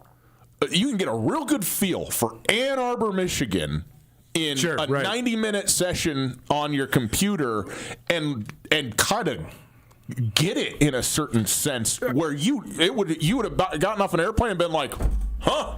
How about that? I mean, you probably remember this. Shannon Kate, sure, when she played for the Lady Grizz, we did an interview with her once upon a time when she was the head coach, and you asked her about when she was a player, when she had been getting recruited, because she was a high school All-American, and then she was an All-American for the Lady Grizz. I mean, she's the number one athlete in the history of the Big Sky Conference. When the 50th anniversary occurred, I guess probably 8 years ago now. But either way, she was voted the number one athlete in the history of the conference for any sport. Yeah. So the resume's there, and you said, hey, you must have been getting at least a few more looks coming out of Billings Central High School than just Montana. And she said, oh, sure. I was getting letters from everybody. But she said, I literally had to go to the library to look up where is Vanderbilt? What is Nashville? Where's Knoxville? How far are those places apart? What does it look like? Like, you couldn't just go Google it. And you're from Billings. You're like, well, I can drive to Missoula. I know where that's at. That's where I'm going to go. And this is how college recruiting used to be, the regionality of it all. Like, I'm reading Bruce Feldman, Meat Market, about Ed Orgeron, his first year at Ole Miss. And at that exact moment, Patrick Willis played for Ole Miss. I'm reading this book, and I'm thinking, now this day and age, like, Ole Miss is a bad example because they just had a nice year with Lane Kiffin or whatever. But that version of Ole Miss, 3-8 version of Ole Miss with David Cutcliffe as the head coach, Patrick Willis is not playing there. Patrick Willis is getting bought by Alabama or Florida or, whoever, insert name here, Indiana, Georgia, whoever. He's not staying there, but he's from Mississippi, so he was there. That used to be how it is. College recruiting used to just be so regional. Now it's not. It's a great point. I also think, like you said, though, it's a two-way mirror. Now Steele Harris used to be Wisconsin would never come to Montana to recruit this kid. But now he's got a huddle. He's got his own professional highlight-making machine, and he can send Wisconsin's coach a thing and say, hey, I'm 6'3", 195. Here's my track times. Here's my tape. And they're like, okay, that sounds pretty good. We'll go see this guy. And while it is a two-way street, I think that is the more prominent street, if I can put it like that, is your ability as an athlete to create your own exposure to places where you would have had to go to a camp. You'd have had to go to Madison and attend. Well, and the camps, the camps and the showcases still matter too, because hugely it creates this crazy copycat thing, right? Yes. Like Dylan Almquist, who's one of the great players in the state right now as well, from Helena Capital, currently committed to the Grizz, but the dude's getting FBS offers because he went to a camp, I think at Boise State. Ran well, did well in 7-on-7, and all of a sudden, Boise State offers him. Oh well, shoot! If Boise offers him, if you're Jason Eck, what else do you need to know? New Mexico offers him too. You know what I mean? Like the way the copycat happens is pretty interesting as well. Well, and the other thing too is maybe like Jocelyn Tinkle, for instance. If you're that good, you're going to get, like, the buzz is going to be there. There's some lineage and legacy. Your father's obviously very well connected, and you can go to Stanford without the benefit of having a bunch of inroads because you're that good of a player and that good of a prospect. But I think there's a lot of kids who grow up in the state of Montana, want to go to Montana or Montana State, but also find out, hey, maybe I'm not going to go play football at Georgia or LSU, but could I go play at Memphis? What would a Conference USA school look like? Would that be better for me than playing for Montana or Montana State? And I think most kids would probably say no. It isn't better for me to play at Memphis than at Montana or Montana State. But it might be for some. But the connection between a school like a Conference USA school or a Sun Belt school and the state of Montana has never existed before, ever. Right. And now it can, and it can happen at the impetus of the family and of the player themselves to find out about a place. And maybe there's, a lot of this stuff happens relationally, right? So maybe there's a person that you have some connection to or some knowledge of that is at a regionally disparate school that wouldn't even necessarily be a Power 4 university, and yet you end up there. That's going to happen. Still Harris is our first of several Treasure State stars. We'll fill in the rest of the list on the other side. Don't change that dial. Keep it right here. Listening to 102.9 ESPN Radio.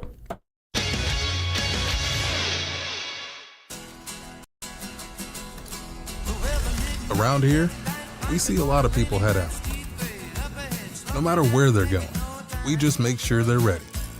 Before you hit the road, get a pre-trip safety check at Les Schwab Tires. It's free. Plus, this May, save up to $200 on select sets of 4 tires. If we can't guarantee it, we won't sell it. At Shields, we're anglers, endlessly seeking and refining techniques. We're hunters and storytellers, because we've been out there. We're experts that put products and gear to the test, so we can share that knowledge with you. At Shields, we understand your outdoor journey and the path you're on, because we walk it too, every step of the way. Shields, right there with you. Mountain Town Vacation Rental Management, your local partner for vacation rental success. We provide a fully customized hosting experience tailored to your needs and goals. Your home is listed on every major site, helping you maximize visibility and bookings. And our local team is available 24/7 to handle guest needs and booking inquiries. Let us take the stress out of managing your vacation home. Contact us today at mountaintownvrm.com or give us a call at 406-369-3080.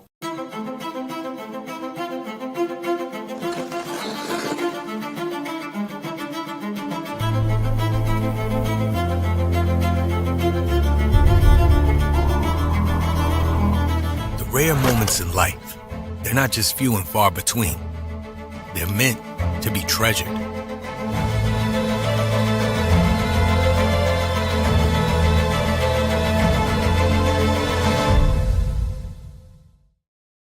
Bring the whole family to the Stone of Accord for a wonderful brunch.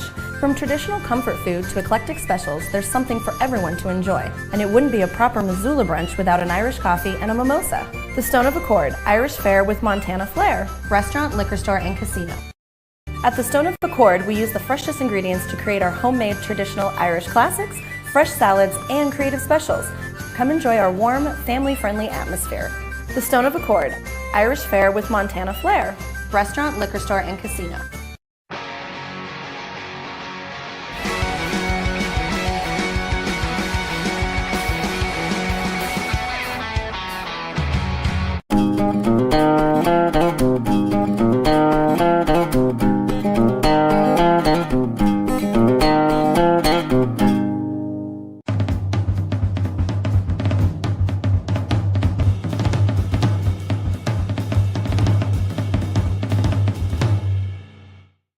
ESPN Missoula Sports Center.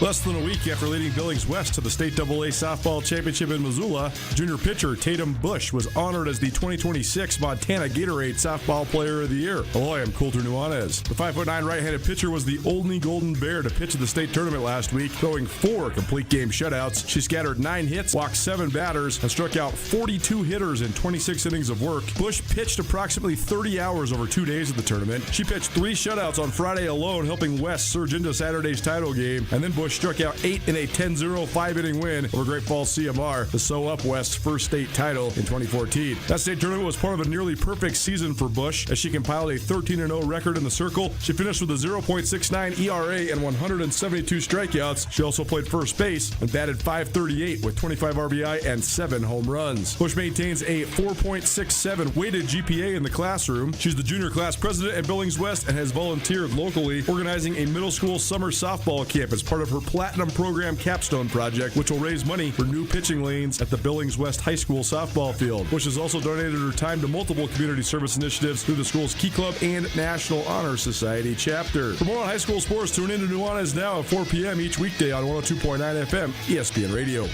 This ESPN Missoula Sports Center is presented by Canyon River Golf Club. Nuanez Now on ESPN Radio.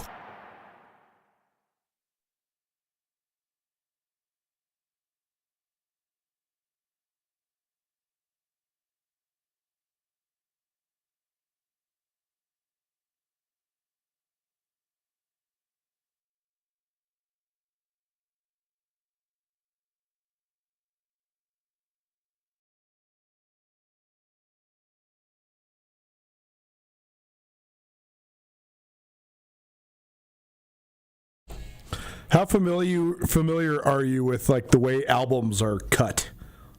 Like the way bands decide to record, like the engineering of it. Oh, and like the Beatles were famous for going and like locking themselves in a house for 2, 3, 4 months, and okay, we're gonna do it again. We're gonna do it again until it's perfect, right? Fleetwood Mac used to be very famous for this as well. And Queens of the Stone Age played one album straight through, recorded it, and put it out. It's done. Their first 3 albums, they each of them in one 8-hour recording session each day. When you know those guys, when you know the caliber of the musicians, you're like, well, it's actually not that surprising because they're kind of just freaks like that. The only album I ever put out, I did in one take too. So I don't see what the big deal is. It's amazing. Nuanez Now, 102.9 ESPN Radio, SWX Montana Television, and the ESPN MT app. Treasure State Stars, proudly presented by Parkside Credit Union. Parkside Credit Union, a great place in western Montana to get a loan because Parkside Credit Union loves to say yes. Number 1, Steele Harris. He's a Great Falls High senior to be, and he's the latest member of the Harris family. Let's go to Big Time College football. I committed to Wisconsin over the weekend. We just hashed that out pretty thoroughly. Treasure State Star number 2, a continuation of that trend. And this is actually interesting because Great Falls is still a metropolis when it comes to the state of Montana. Cade Hudma from Glasgow, Montana, which is not a metropolis. He's headed to Colorado State. So this is an FBS offer for a young man. But this is a great example of what you were talking about, Ryan. Ryan Tutel in studio with us here on Nuanez Now about the two-way mirror. Yeah. The guy's 6'7", 260 pounds. He's first-team All-State in 3 different sports. I think the only things he really needs to send the coaches anywhere that wants to get a look at him are the fact that he runs the anchor leg on the sprint relay team, and he's a state champion shot putter. So you're like, okay, he's that size. He can move like that. He can run like that. Let's get him to our camp. Let's see what he can do. He went to Colorado State's camp, got an offer, and committed that day. So it's just interesting the way the world is sort of shrinking. Yeah, you got that kind of speed with that kind of core strength to throw a shot put. Shot put's hard, bud. Real hard. Oh, yeah. Thing's heavy. Totally. I threw it as far as I could, landed on my toe. It was awful. It really hurt. Amazing. Thursday star number 3, Ekalaka's Caleb Fry. The All-Star circuit is upon us right now when it comes to football. The 8-man and 6-man Class C All-Star games were this last weekend. The Shrine Game's coming up next week, 11 days from now, June 20th. And in between, the Midland Roundtable Montana-Wyoming All-Star Series for both boys and girls basketball.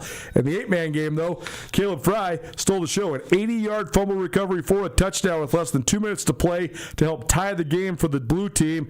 Team Blue then went for 2 to punch it in. That's 4 in a row for the blue team in the Bob Cleverly 8-man All-Star game. Treasure Star number 4, it's actually a collection of athletes from the state of Montana that are headed to Eugene, Oregon. Stewart Stadium, that is the mecca when it comes to outdoor track and field at the collegiate level. And a handful of athletes from either Montana or Montana State are going. Kevin Swindler from the University of Montana, a record setter pole vaulter. He's headed there. He's the lone Grizz representative. Also a handful of Montana State representatives. Rob McManus, a steeplechaser from MSU. He's back at Nationals for his 4th time, looking for his 4th All-American nod. Tilda Bieregger, if the Cats are able to hang on to her, man, what an accomplishment that will be. She was the most valuable athlete, the most outstanding athlete, and the top freshman at the Big Sky Outdoor Championships. She herself scored 52 points. That's like Class C Montana high school stuff. This is a Division I track meet. She contributed to 52 points there. She'll compete in the 400-meter hurdles at Nationals as well as run a leg on the 4x400-meter team. Carolyn Hawks, Peyton Garrison, and Julia Gandolfi will also be on that mile relay team for MSU. And then Sydney Brewster, who is basically, they should have just named the track and field athlete of the week after her this week. There's 8 weeks of the outdoor season. She won 5 outdoor athletes of the week, and she's headed back to Eugene for the 2nd year in a row to throw the shot put. So congratulations to all of those fine athletes. Finally, Treasure State star number 5, Tatum Bush. Billings West. She was recently named the Montana Gatorade Player of the Year. She's a junior there at Billings West. She helped lead Billings West to their first state softball championship since 2014. You can't be better than she was. In 4 games for West at the state tournament, she threw 4 complete game shutouts, did not allow a single run. She only allowed 6 hits in 4 starts as she capped her junior year with a 13-0 record in the circle, a 0.69 ERA, 172 strikeouts. Oh, by the way, she also hit .538, 7 home runs, 25 RBI, and Gatorade Player of the Year as just a junior there at Billings West. Thursday Stars probably presented by Parkside Credit Union, a great place in Western Montana to get a loan because Parkside Credit Union loves to say yes. Anything to add on those outstanding athletes? I just wish I was one. You know? Well, speaking of great athletes, the Paddleheads are back in town, and they've been doing nothing but ride the bus. They're 18 games into this season. They've only had 3 home games. So if you're wondering why we've hardly given any tickets, there hasn't been any tickets to give away. They got 9 in a row at home, though, beginning tomorrow. So we got 2 pairs of tickets for you to the Paddleheads. All you got to do is text us, 406-888-1029. Let Hayden know. And he'll give you the details of when and where you can go. But if you want Paddleheads tickets, hit us up, 406-888-1029. Take a break, come back, talk some Stanley Cup. Game 4 tonight in Sin City. Now, JJ Dow, keep it right here, 102.9 ESPN Radio.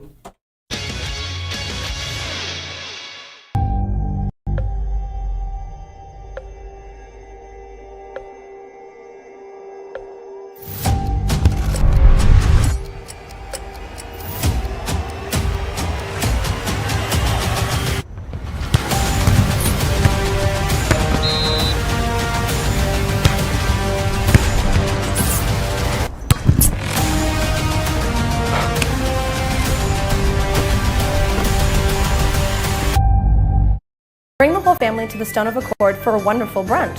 From traditional comfort food to eclectic specials, there's something for everyone to enjoy. And it wouldn't be a proper Missoula brunch without an Irish coffee and a mimosa. The Stone of Accord, Irish fare with Montana flair. Restaurant, liquor store, and casino. At the Stone of Accord, we use the freshest ingredients to create our homemade traditional Irish classics, fresh salads, and creative specials. Come enjoy our warm, family-friendly atmosphere. The Stone of Accord, Irish fare with Montana flair. Restaurant, liquor store, and casino. Access to Montana's great backyard is the best part of being a Grizzly. At the University of Montana, our classrooms are the mountain peaks, river valleys, and never-ending plains of the Big Sky Country. We provide students with the hands-on training to protect and enjoy hunting, conservation, and stewardship. UM launches the careers of outdoor leaders so that they can protect our traditions and ensure they are passed down for future generations. Because what's made in Montana is remaking the world.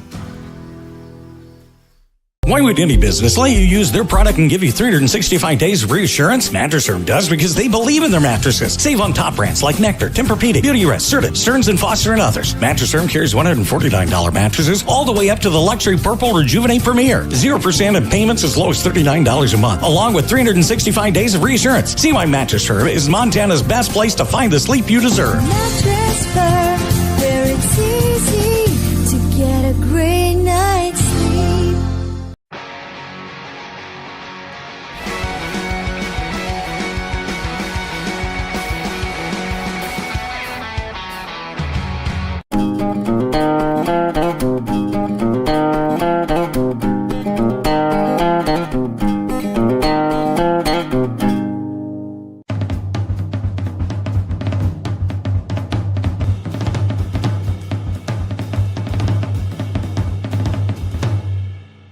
Mountain Town Vacation Rental Management, your local partner for vacation rental success. We provide a fully customized hosting experience tailored to your needs and goals. Your home is listed on every major site, helping you maximize visibility and bookings. And our local team is available 24/7 to handle guest needs and booking inquiries. Let us take the stress out of managing your vacation home. Contact us today at mountaintownvrm.com or give us a call at 406-369-3080.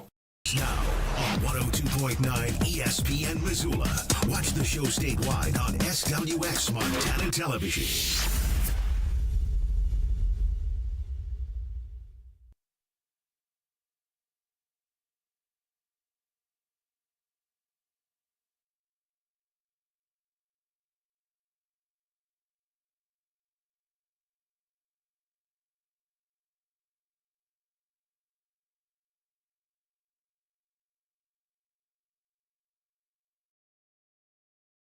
Welcome back. Hello to 9 ESPN Radio. Ryan Tutel riding shotgun with me, Colter Nuanez. We are coming to you through the Grizzly Disposal Studio. Grizzly Disposal has one bin recycling. They'll pick it up for you at your house 2 times a month.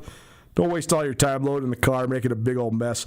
They'll swing by. They'll do it for you. You want to add the service or make the switch or both, GrizzlyDisposal.com or 406-541-7171. Grizzly Disposal. The only bears that should be in your garbage. Want to talk some hockey? Yes. I got to get your thoughts on the bombshell from it. You haven't been on in a couple weeks. So one football question, then we'll get into hockey. Okay. Myles Garrett to the Los Angeles Rams. Go. Well, there's a lot of teams in the AFC North that are thrilled, and a lot of teams in the NFC West that are real unhappy with that. Yeah. I would say I actually think this is kind of a win-win. Jared Verse is a great player. Younger, significantly. Yes. And Myles Garrett's the best defensive player in the league. Might be the best player in the league. Yep. But did ask for a trade prior to then getting the bag from Cleveland and staying. I wouldn't say that he was disgruntled there necessarily, but I also wouldn't say that he was thrilled to be there either. So to get a bevy of picks, including a first-rounder, plus another first-round player, even though you're giving up the best player in the league, I think it's probably good for Cleveland as they continue to what they seem to perpetually do, which is build for the future. And obviously, the Rams are in win now. They got Matt Stafford. They've been in win now forever. They've only made a first-round pick twice since they moved back to L.A. And I think there's different ways to do it and do it well. The Seattle Seahawks have a very different approach, has been very successful. Mm-hmm. The Rams have also been very successful. Yes, they have. And this is, the NFC West, man, the rich just get richer. I mean, this is going to be an absolute dogfight between those two teams and San Francisco as well. Just crazy out there. But it's a bombshell, man. It's a huge shift in the league. It's a bombshell because of the quality of the players that were traded for each other, but also because there's hardly ever times when players get traded for players in the NFL. It's always a player for a bunch of draft picks usually. Yeah. Because so many teams are obsessed with draft capital, etc. Here's a great stat for you, then we can move on. Myles Garrett played 134 games with the Cleveland Browns. He had 125.5 sacks in those 134 games. Set the NFL single-season record with 23 sacks last year in his sixth consecutive first-team All-Pro season. In those 134 games for the Cleveland Browns, how many times did Myles Garrett take the football field with Cleveland in the lead in the second half? 14. 7 times. 7 games. 7 out of 134 games did the Cleveland Browns have a second half lead when Myles Garrett took the field for a defensive stand. It's brutal. That's all to say that if he can get that many sacks in games that are either tied or his team is losing, I imagine he probably can get a few more if his team's winning ever. Well, that was the thing that McVay had said is, we put the tape on Myles Garrett, we watched every play, and we actually think he's better than what people think that he is. I mean, which is crazy because everybody thinks he's as good as it gets. Yes. Well, I mean, he's one of those like once in a lifetime type of guys. I mean, he's been the number one guy in his world for. I mean, he's the number one player in high school since he was 14 years old, and he's just been the number one guy ever since. So, pretty transcendent talent. Nuanez Now, watch on ESPN Radio. Missing the show, you can always find it on the Nuanez Now podcast. Please rate, review, subscribe, all that good stuff. Sports Montana, proud to present our professional sports coverage this time of year. That includes the NBA Finals, Major Championship Golf, and, of course, the Stanley Cup Finals as well. Vegas took a 2-1 lead in a thriller in Game 3 on, Saturday night, and now they're back at it this evening. You said we watched game. We were texting during Game 1. We watched Game 2 together. I missed Game 3 because I was at the Craney Awards. You said you thought this was one of the great hockey games you've ever watched. Double overtime.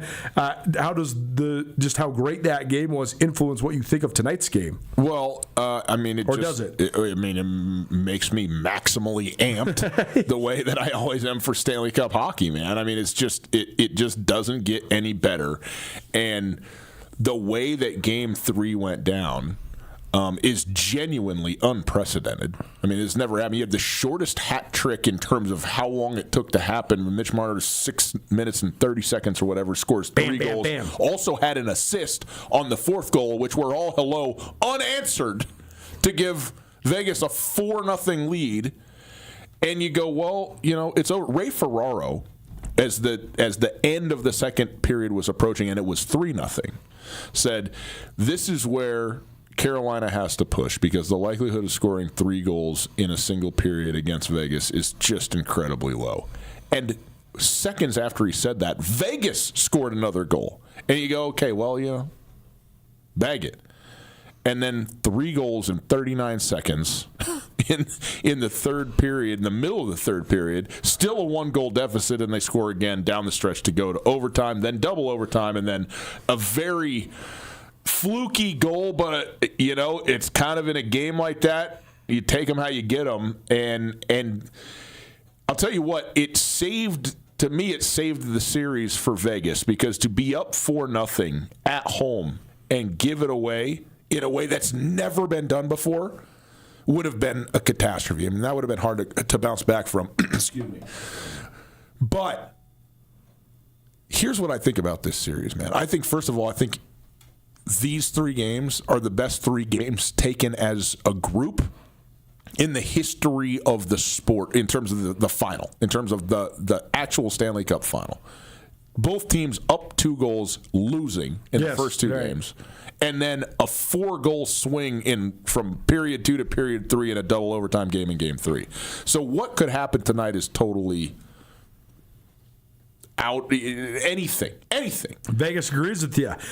I've never seen this before. On the money line, that's just picking the winner. -105 for Vegas as the home team, -110 for Carolina as the away team. I've never seen minus. They're both anything minus, on the same deal. They're basically telling you that they're just going to pay you a little less if Carolina wins than the home team Vegas Knights. The spread is always in hockey. They always put it at 1.5 if it is a coin flip game, and then they screw with the odds. Well, they're basically saying the home team Vegas Knights is -265 to cover 1.5, or Carolina is +265 to win by 1.5. So they're basically saying this is going to be a 1-goal game, and we have no idea which way it's going to go. No idea. You and I both love golf, and indeed. Speaking of things we're great at. Yeah, absolutely. This to me, though, feels like the PGA Championship, and I'll tell you why. Aaron Rai won the PGA Championship out of absolutely nowhere. Yep. And he came down on Sunday, eagled number 9 on an incredibly difficult course, and then shot a 31 on the back 9 to win the thing, including burying a 60-footer at 17. Yeah, win going away. And I will give credit where credit's due. This is Scott Van Pelt's reflection on this, and he's absolutely right. He's like, if Scottie Scheffler or Rory McIlroy would have done what Aaron Rai did on Sunday, we would be doing backflips in exaltation about the unbelievable dominance of the greatness that we just got to see. But because it's 2-glove, iron cover Aaron Rai, who's never won in his life, you go, well, that was weird. Even though it was great. And I feel like what we have here is one of the great series that's ever been played to this point, but because it's the North Carolina Raleigh Hurricanes and the just became a team Las Vegas Golden Knights, people are like, just can't. If this was a Boston and a New York Rangers or a Canadian team, we'd be burning it to the ground, man. With the games that have been played. At what point does Vegas become mainstream? Carolina, no teams matter in Carolina besides North Carolina, Duke, and NC State, right? Like the Carolina Panthers can't get any traction. It's true, man. Yeah. Carolina Panthers can't get any traction. I mean, the Hornets. I mean, anybody that's followed hockey for more than 20 years, they don't even call them the Hurricanes. They call them those stolen Hartford Whalers. Yeah. Because that's what they are.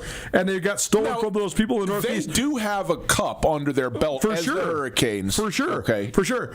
I just think that Vegas is. I get what the premise you're getting at, and I think it's really hard from a branding perspective when your dominant teams are the Tampa Bay Lightning and the Florida Panthers and Carolina Hurricanes. That's hard. Yep. Vegas is alone in its own, though, because Vegas is a warm weather climate, but Vegas is also a global city because of the accessibility of it. Sure. And the Vegas Knights have only been around for 9 years, but I just wonder. This is their third Stanley Cup appearance. They are knocking on the door of their second Stanley Cup in those 9 years.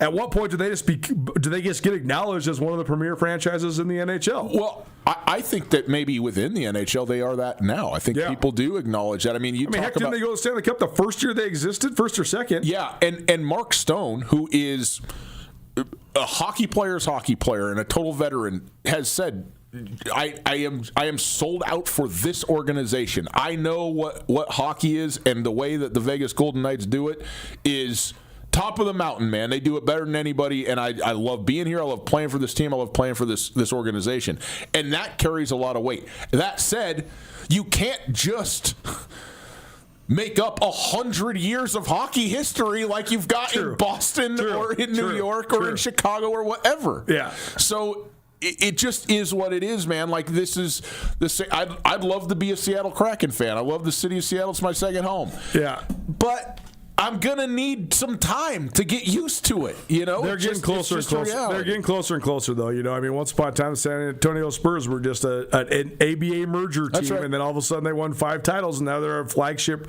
premier franchise. So I think Vegas is right there. Do you have a pick tonight, or is this just a fool's error to try to pick? Because I know that's what's made it so entertaining. Like, when you say this has been the greatest 3-game stretch, it's because we've had plenty of NHL series, and I mean most of them go down to 6 or 7 games. Because that's just the sort of the spirit of hockey.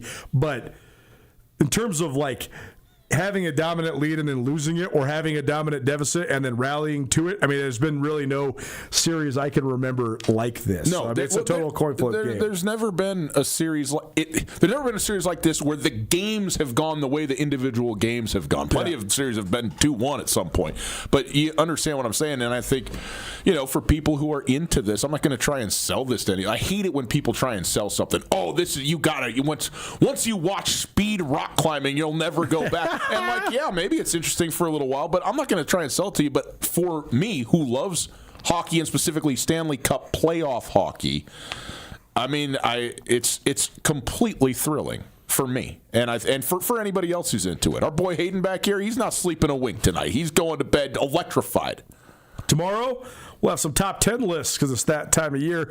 Also working on an ESPN roundtable, but no promises because I'm trying to track down a young man who lives internationally. I'm trying to get to Will Cherry. We may or may not be able to get him. I don't know if he has the same number. He's living overseas, so there's some challenges there, but have no fear. We'll have a fun show for you either way tomorrow. We'll see you at 4 p.m. Appreciate you for hanging with us. For Ryan Tutel, I'm Colter Nuanez. This has been Nuanez Now, 102.9 ESPN Radio.